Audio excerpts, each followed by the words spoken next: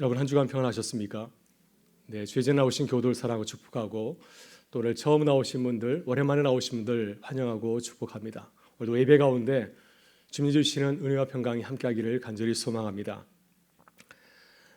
이번 주부터 이제 사순절이 시작이 됩니다. 사순절은 40일의 기간인데요.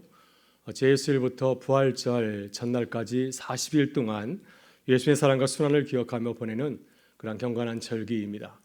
교회는 전통적으로 이 기간에 절제와 금식으로 또 회개와 기도로 부활절 아침을 맞이하였습니다. 올해도 우리 교회는 사순절을 맞이하여서 40일 탄소금식 캠페인을 벌입니다.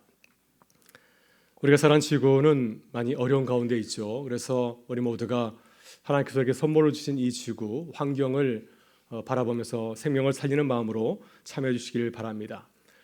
사순 기간 동안 일회용품을 가능하면 줄여주시면 참 좋겠고요. 그리고 또 필요 없는 소비를 줄이고 또 가까운 거리는 걸어서 다니시고 또 우리가 평소에 자주 사용하는 TV와 또 스마트폰 사용은 줄이고 그 대신에 말씀과 기도로 이 시간을 열리는 그런 영성 생활을 여러분 실천하실 수 있기를 바랍니다. 그래서 주님께서 우리를 살리기 위해서 오신 것처럼 우리도 생명을 살아가는 마음으로 사순절의 여정을 함께 걸어갈 수 있기를 바랍니다. 또 다음 주에는 우리 교회는 이제 키리키와 시리아 대지진 피해자를 위한 특별 헌금을 하고자 합니다. 오늘 영상을 보신 것처럼 상황이 너무너무 어려운 것 같습니다. 전쟁 이상을 방불하고 있고 또 수만 명의 사람이 죽고 또 수십만 명의 사람들이 이재민의 처지가 되었습니다. 집과 가족과 모든 것을 잃어버린 사람들의 삶은 아비규환 그 이상이 아닌가 하는 생각이 듭니다. 우리 청년은 지난주에 이러한 상황을 알고 헌금을 해서 현지 선교사에게 보냈습니다. 우리 청년들이 뜨거운 마음을 가진 것을 보면서 큰 감동을 받았습니다. 여러분 로마서 12장 15절 보게 되면 바울 사도는 이렇게 말씀하시죠. 즐거워하는 자들과 함께 즐거워하고 우는 자들과 함께 울라. 여러분 튀르키예는 참 고마운 나라입니다. 70여 년 전 우리나라가 한국 전쟁을 겪고 있을 때 우리에게 도움을 주었던 UN 16개국 가운데서 세 번째로 많은 군대를 보냈고 또 많은 지원과 원조를 아끼지 않은 그런 고마운 나라입니다. 이제는 우리가 그들을 도울 차례인 것 같습니다. 너희가 거저받았으니 거저주라 주님께서 말씀하셨는데 우리가 받은 은혜를 함께 나눌 수 있기를 바라고요. 그래서 다음 주에 우리가 긍휼의 마음으로 이 아름다운 일에 함께 참여하기를 간절히 소망합니다. 교회력에 따르면 오늘은 주연절 후 7째 주일이고 예수님의 산상 변모 주일입니다. 오늘은 이제 사순절을 준비하는 주일인데요. 예수님의 공생을 보게 되면 예수님께서는 요단강에서 세례 요한에게 세례를 받으시고 하나님의 아들로서의 공생의 사역을 시작을 하였습니다. 그리고 예수님께서는 변화산에서 하나님의 아들로서 영광스러운 인자의 모습으로 변화하신 이 사건 직후에 본격적으로 이제 십자가의 고난과 죽음의 길을 걸어가셨습니다. 따라서 예수님의 변화산 사건은 십자가의 죽음과 순환을 앞두고 일어난 매우 중요한 사건입니다. 예수님께서 아무 계획 없이 걸어가시다가 이런 일을 맞이하신 것이 아니라 하나님의 아들로서 메시아의 사명을 깨닫고 이 순환의 길을 걸으신 겁니다. 또 예수님을 따르는 제자들도 예수님의 이 길에 함께 동행하게 되었습니다. 그래서 예수께서는 홀로 변화산에 올라가신 것이 아니라 제자들과 함께 이 변화산에 올라가신 겁니다. 본문 35절 보게 되면 제자들은 변화산에서 하나님의 음성을 들었습니다. 놀랍게 변화된 예수님을 바라본 제자들을 향하여서 하늘에서 하나님의 음성이 들려오지 않았습니까? 이는 나의 아들 곧 택함을 받은 자니 너희는 그의 말을 따르라. 주님이 걸어가신 그 길을 따라갈 때 우리가 우리의 생각으로 걸어갈 것이 아니라 주의 말씀을 듣고 걸어갈 것을 당부하셨습니다. 너희는 그의 말을 들으라. 오늘 이 말씀은 우리에게도 주시는 하나님의 말씀인 줄 믿습니다. 우리는 이번 주일부터 이제 사순절을 시작하게 되는데요. 사순절은 참 힘든 기간입니다. 울려서 죽으신 예수님을 바라보면서 절제하며 기도하며 걸어가는 영적인 그런 여정입니다. 우리는 사순절 맞이해서 이 사순절의 여정을 걸어가기 위해서는 우리가 주의 말씀을 듣고 순종하는 삶을 살아내야 됩니다. 변화산에서 주신 이 말씀은 단순히 사순절을 위한 말씀만은 결코 아닙니다. 내가 이 말씀을 가지고서 40일만 잘 살아라. 그래서 이렇게 주신 말씀이 결코 아니죠. 이 말씀은 매일같이 세상에서 그리스도로 살아가는 우리에게 주신 말씀입니다. 우리는 코로나 이후에 참 어려운 삶을 살고 있습니다. 우린 지난 3년간 코로나가 남기고 간 트라우마를 겪고 있습니다. 이것은 제 얘기가 아니라 전문가의 진단입니다. 성공회대학교 김찬호 사회학 교수는 코로나 이후에 달라진 우리 사회의 모습을 분석하고 진단하는 연구를 했는데 최근에 이런 책을 내놓았습니다. 대면, 비대면, 외면이라는 책을 내놓았습니다. 김찬호 교수는 코로나 이후에 우리 사회의 이러한 안타까운 모습들, 이런 트라우마의 그런 모습들을 한 할아버지의 일상을 통해서 보여주고 있습니다. 이야기는 어느 노인복지센터의 센터장이 전한 이야기입니다. 매일 노인복지센터에 오시는 할아버지가 한 분 계셨습니다. 이 할아버지는 매일 민원을 남발하고 또 아주 직원들을 힘들게 하였습니다. 집에 돌아가신 이후에도 전화를 걸어서 시설의 운영 방식, 또 직원들의 태도를 문제 삼고 불만을 토로하였습니다. 하루는 집에 돌아가지 아니하고 다시 센터에 찾아와서 고성을 지르고 소란을 피웠습니다. 또 112에 전화를 걸어서 경찰에 신고하였습니다. 그래서 경찰이 이제 출동하여서 상황을 알아보고 하였더니 큰 문제가 아닌 것을 알게 되었습니다. 그래서 이 할아버지를 잘 설득해서 다시 편안한 마음으로 집으로 돌아가도록 하였습니다. 이 모습을 지켜본 노인복지센터 센터장이 안타까운 마음으로 할아버지에게 물었습니다. 할아버지, 왜 그러셨어요? 큰일이 아니셨잖아요. 그때 할아버지가 이렇게 대답하였습니다. 외로워서 그랬어. 여러분, 이 할아버지의 모습은 누구인가요? 이 할아버지의 모습이 바로 우리 사회의 자아상이라고 하는 것입니다. 우린 지난 3년간 코로나 가운데서 참 어려운 시간을 보내었습니다. 재난 상황을 보내온 겁니다. 하루 이틀이 아니라 1년도 아니고 3년간 코로나 가운데 묶여서 살아오게 된 겁니다. 코로나 시대의 모토가 무엇이었죠? 사회적 거리두기, 만나지 말라는 겁니다. 마스크를 쓰라고 하는 겁니다. 대면보다는 비대면으로 살아가라. 코로나는 함께 도우며 살아가자는 것이 아니라 각자 도생의 시간이었습니다. 이런 생활을 얼마나 해왔습니까? 무려 3년 동안. 아직도 코로나의 영향 계속되고 있지 않습니까? 지난 3년간 정말 우리는 홀로 살아왔습니다. 어려운 일을 만나도 찾아가서 같이 나누지 못하고 혼자서 해결해야 하였습니다. 가족 위에 다른 사람 만나는 것을 무척 두려워하지 않았습니까? 교회도 그렇습니다. 교회도 혼자 신앙생활 했습니다. 혼자 예배 보고 이렇게 혼자 살다 보니까 외로움의 병에 걸리게 된 것이죠. 아무도 나를 알아주지 않는 것처럼 보입니다. 자존감, 자신감이 땅까지 꺼지게 되었습니다. 완전히 떨어지지 않았습니까? 우리는 마음의 병이 있을 때 함께 만나서 얘기하면서 풀어야 되는데 그렇지 못하였습니다. 어려운 순간 함께하지 못하고 혼자서 풀어왔습니다. 이제는 더 이상 이런 감정을 혼자서 풀어내지 못하는 우리 인내심이 바닥이 난감한 것이죠. 그래서 할아버지처럼 다른 사람들에게 거친 감정을 숨기지 아니하고 폭발하는 그런 지경에까지 이르게 된 겁니다. 여러분 어떠십니까? 날마다 마음이 평안하고 기쁘신가요? 누군가 고기를 저었습니다. 작은 일에도 감사가 터져나옵니까? 사실 그래야 되는데 그렇지 못할 때가 참 많이 있죠. 쉽게 분노하고 화를 낼 때가 참 많습니다. 작은 일에도 기분이 상하고 의기소침해지지 않습니까? 남에게 책임을 쉽게 전가하고 떠넘기기도 합니다. 이것은 나의 문제가 아니라 저 사람 때문이라고 모든 책임을 돌 때가 참 많이 있습니다.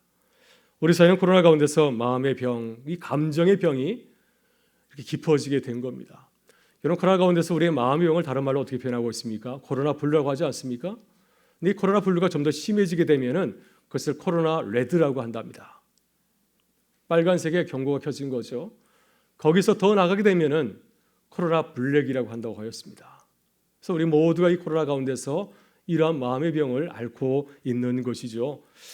우리 사회는 코로나19를 지나면서 이렇게 크고 작은 마음의 병을 얻어서 살고 있습니다. 저도 그렇고 여러분도 그렇고 교회도 그렇고 우리 사회도 그렇고 온 나라가 지금 이러한 상황 가운데 있습니다. 이런 안타까운 시대를 살아가면서 우리가 할 수 있는 것은 무엇일까요? 김찬호 교수는 우리 사회에 필요한 것을 이것저것 진단하면서 처방하였는데 그 중에 하나가 이런 것이었습니다. 아주 쉬운 것인데 바로 그것은 공감하는 것입니다. 경청하는 것입니다. 다른 사람들의 이야기를 들어주는 겁니다. 우리는 지난 3년간 혼자서 살아오지 않았습니까? 우리 안에 수많은 이야기가 있습니다. 어려웠던 이야기, 고통을 겪었던 이야기가 참 많이 놓여 있는데 그러나 누구에게도 내 이야기를 마음껏 나누지를 못하였습니다. 이것을 나눠야지 속이 편안할 터인데 이것을 가슴에 담고 살다 보니까 답답해지고 결국 이것이 병으로까지 된 것이죠. 그래서 우리는 서로 이야기를 들어주고 공감하고 경청해 주어야 됩니다. 서로 공감하고 경청하게 될 때 우리 사이가 더 나은 사이로 나가게 될 줄 믿습니다. 유명한 테레사 수녀에게 한 기자가 이렇게 물었다고 합니다. 수녀님, 수님은 하나님께 기도 많이 하시죠? 주로 어떤 말씀을 하세요? 그랬더니 이 테레사 수녀가 이렇게 대답합니다. 저는 아무 말씀도 드리지 않아요. 그냥 듣고만 있답니다. 기자가 다시 물었습니다. 그러면 하나님께서는 수녀님에게 어떤 말씀을 전해주나요? 테레사 수녀가 이렇게 대답하였습니다. 그분은 아무 말씀도 하지 않으세요. 저와 마찬가지로 제 얘기를 가만히 듣고 계시죠. 참 의미 있는 이야기입니다. 그러나 우리가 생각할 것이 있지 않습니까? 우리가 아픈 시대에 아픈 사람들을 바라보면서 무엇을 할 수 있을까요? 우리는 테레사 수녀처럼 경청하는 그런 사명이 있습니다. 테레사 수녀가 하나님의 말씀을 가만히 경청했던 것처럼 하나님께서 테레사 수녀의 그 마음을 보고 공감했던 것처럼 모두 사람들의 이야기를 듣고 경청해야 됩니다. 이것이 사람들의 아픈 마음을 치유하는 길이 아니겠습니까?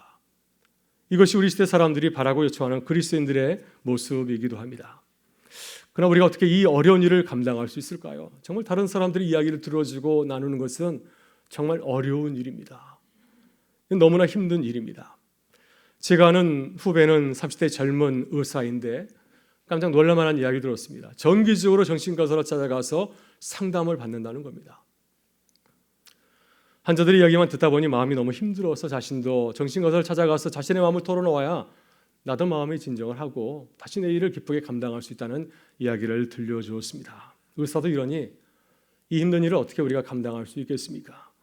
바로 이것이 오늘 주님께서 세 제자와 함께 변화산에 오르신 이유입니다. 예수님께서는 단순히 건강상의 이유로 산에 오르신 것이 아니었습니다. 예수님께서는 주님의 소명과 사명을 다시 확인하기 위해서 산을 오르신 것이고요. 하나님의 아들로서 이 메시아의 사명을 잘 감당하기 위해서 산에 오르신 것입니다. 제자들도 주님을 따라가게 주의 말씀을 들어야 하기 때문에 함께 주님과 함께 산에 오른 것이 아니겠습니까? 오늘 본문을 보게 되면 예수님은 변화산에 오르셔서 놀라운 일을 경험하게 되었습니다. 예수님께서 제자들과 함께 산에 오르신 것은 기도하기 위해서였습니다. 예수님은 지금 십자가의 고난과 죽음의 사역을 바라보고 있습니다. 이 사역은 예수님에게 쉽지 않은 사역이죠. 하나님의 아들이 사람들에게 붙잡혀서 고난당하고 십자가에 무참하게 죽임을 당해야 됩니다. 누가 이 사역을 기쁘게 감당할 수 있을까요? 그래서 주님도 하나님의 말씀을 듣고 하나님의 뜻을 확인하기 위해서 산에 오르신 것입니다. 예수님께서 기도하실 때 놀라운 일을 경험하였습니다. 예수님의 모습이 완전히 달라졌습니다. 29절 보게 되면 이렇게 말씀합니다. 기도하실 때 용모가 변화되고 그 옷이 휘어져 광채가 나더라. 이런 외적인 예수님의 용모의 변화는 예수님이 누구인지를 보여주는 그런 사건이었습니다. 여러분 다니엘서 7장 9절을 보게 되면 옛적부터 항상 계시니 하나님의 모습을 이렇게 이야기를 합니다. 불꽃같이 하얀 모습을 가지고 있다고. 또 요한계시록 1장 14절 보게 되면 예수님을 불꽃같이 빛나는 인자의 모습으로 표현하고 있습니다. 부활하셔서 하늘 보좌에 앉으신 예수님의 모습은 불꽃같이 빛나는 인자의 모습을 하고 있다고 하는 것입니다. 그래서 변화산에서 나타난 예수님의 용모의 변화는 예수님이 누구인지를 잘 보여주고 있습니다. 하나님의 아들이신 메시아라는 사실을 지금 보여주고 있는 겁니다. 예수님은 변화산에서 자신의 신분과 정체성을 깨달았습니다. 지금 주님은 사람의 몸을 입고 있고 또 사람들에게 붙잡혀서 십자가의 고난과 죽음의 길을 걸어가야 됩니다. 순환당하는 그리스도의 길을 걸어가야 하는 것이죠. 그러나 이 길은 하나님의 뜻을 이루기 위해서 인자이신 예수님이 걸어갈 길입니다. 예수님께서는 이 사실을 알았기 때문에 다시 이 사명을 묻고 깨닫게 된 것입니다. 예수님께서 산에서 영광스러운 모습으로 변화되었을 때 모세와 엘리야가 나타났습니다. 이런 모세와 엘리야는 누구인가요? 구약 성경에서 율법과 선지자를 대표하는 인물입니다. 주님은 모세와 엘리야와 대화를 나누었습니다. 모세와 엘리야가 갑자기 나타나신 이유가 무엇일까요? 하나님의 말씀을 전하고 또 주님을 격려하고 위로하기 위해서였습니다. 31절 보게 되면 모세와 엘리야가 주님과 말씀을 나누었는데 그 대화의 내용이 무엇이었습니까? 예루살렘에서 별세하실 것에 대해서 말씀을 나누었습니다. 오늘 본문에서 별세는 죽음을 말하고 있습니다. 본문에서 헬라어 단어는 별세를 엑소더스라고 표현하고 있습니다. 엑스호더스, 출구, 떠남이라는 뜻을 갖고 있습니다. 구약 성서에 보게 되면 출애굽기가 있지 않습니까? 출애굽기가 바로 이 엑소더스입니다. 이스라엘 백성들이 출애굽을 통해서 다시 자유를 누리고 해방의 기쁨을 누리게 되지 않았습니까? 예수님도 마찬가지로 예루살렘에 올라가셔서 엑소더스를 하게 될 터인데, 별세하실 터인데, 그 사실을 통해서, 그 사건을 통해서 다시 하나님의 생명의 사건, 하나님의 구원의 사건을 경험하게 된다는 것을 말씀하고 있습니다. 모세 엘리야는 변화산에서 예수님의 별세를 통하여서 이루실 주님의 그 영광과 또 구원의 역사를 함께 나누었습니다. 예수님과 모세와 엘리야는 당장 눈앞에 보이는 죽음을 바라본 것이 아니라, 순환과 죽음만 바라본 것이 아니라 그 너머의 영광스러운 하나님의 뜻을 바라보면서 주님을 위로하고 또한 격려하였습니다. 이것이 주님께서 변화산에서 엘리야와 모세와 함께 나눈 영적인 대화입니다. 그러나 제자들은 이 놀라운 모습을 처음부터 목격한 것은 아니었습니다. 또 주님께서 모세와 엘리야와 나눈 대화를 다 들은 것도 아니었습니다. 왜냐하면 그들은 변화산에 올라가서 기도하다가 잠을 잤기 때문이죠.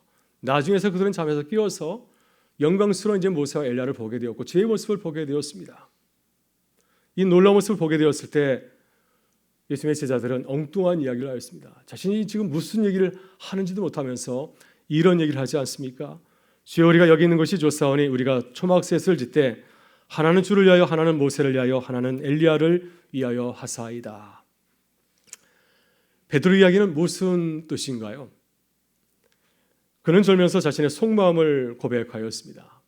그의 소원은 이 변화산에 계속 머무르는 것입니다. 영광스러운 주님과 함께 여기서 사는 것, 또 위대한 인물이었던 모세와 엘리야와 더불어 하나님의 말씀을 나누면서 이곳에서 지내는 것이 그의 가장 큰 소원이었습니다. 이곳에서 지내면 얼마나 좋을까요? 그러나 변에서 내려가게 되면은 그들을 기다리고 있는 것은 영광스러운 길이 아니라 순환과 죽음의 길을 걸어가야 합니다.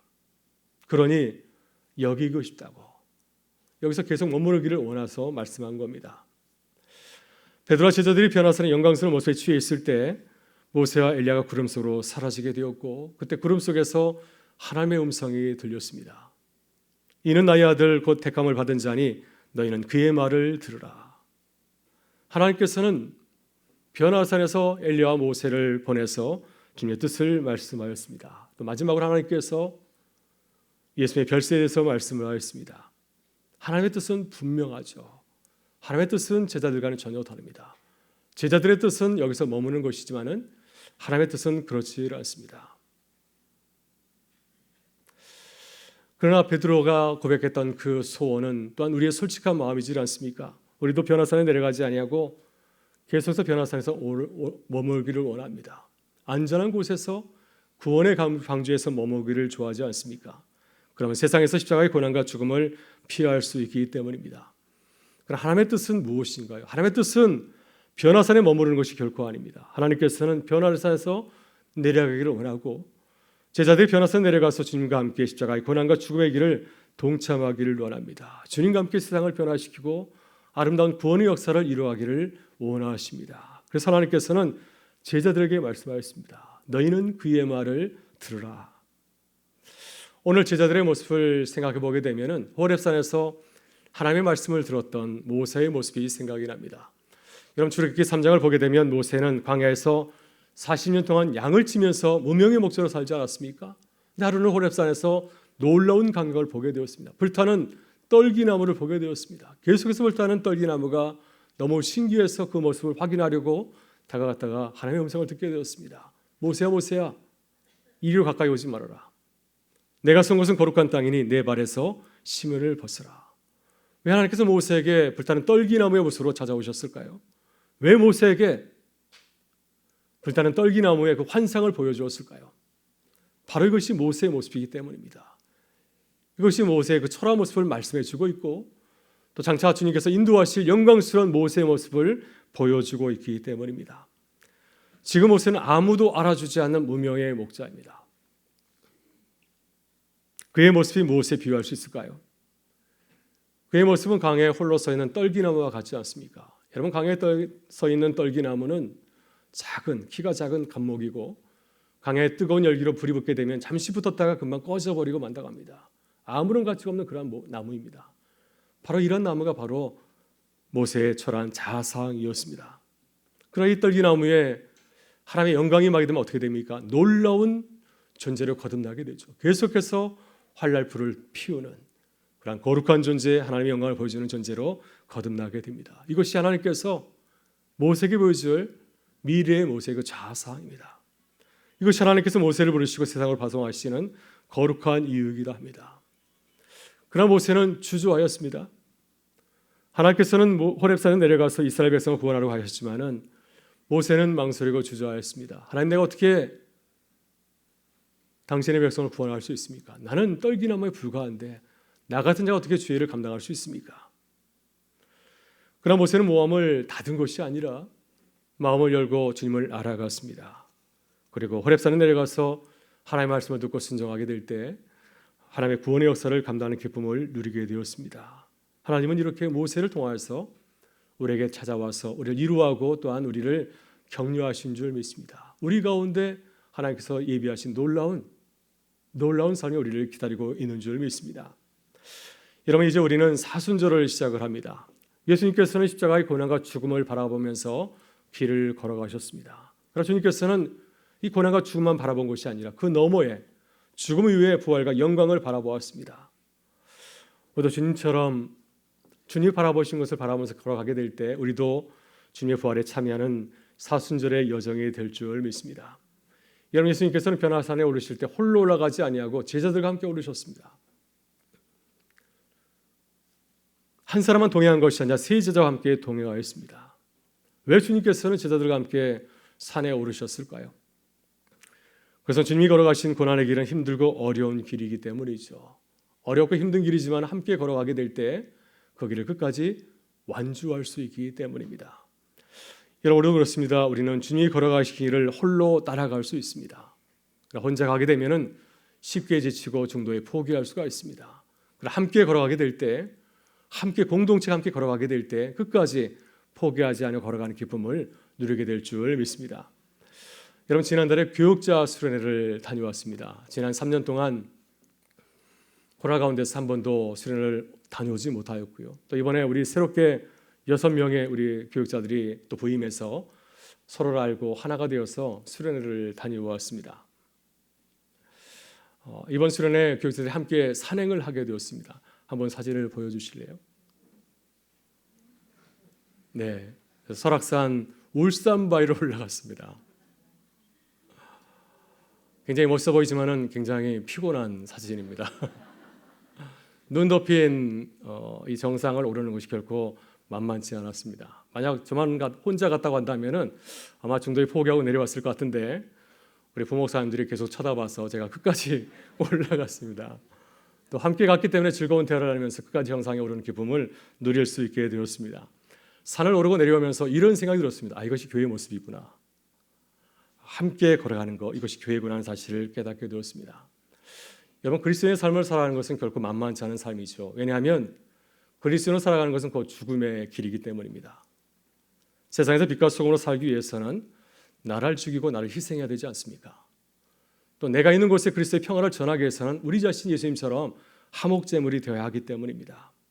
이것이 우리가 살아갈 이 그리스도인의 삶이고 또 사순절에 함께 나눌 그런 삶인 줄 믿습니다. 이것이 어찌 쉬운 일일까요? 그러나 우리가 서로 이루하고 격려한다면, 함께 걸어간다면 얼마든지 기쁘게 이 길을 걸어가게 되는 줄 믿습니다. 그래서 예수님께서도 변화산에 올라가실 때 홀로 올라가지 아니하고 제자들과 함께 올라갔습니다. 제자들은 잘 알지 못했지만 그들을 격려하고 위로하였기 때문에 그들도 예수님처럼 끝까지 믿음의 길, 이 제자의 길을 걸어갈 수 있었습니다. 사랑하는 성도 여러분, 우리도 서로 위로하고 격려하실 수 있기를 바랍니다. 힘들고 어려울 때 서로 위로하고 격려하면서 교회를 세워갈 수 있기를 바랍니다. 그래서 우리 교회가 주님을 따라가는 제자의 기쁨을 홀로 누리는 것이 아니라 함께 누리는 교회가 될 수 있기를 주의 이름으로 축원합니다.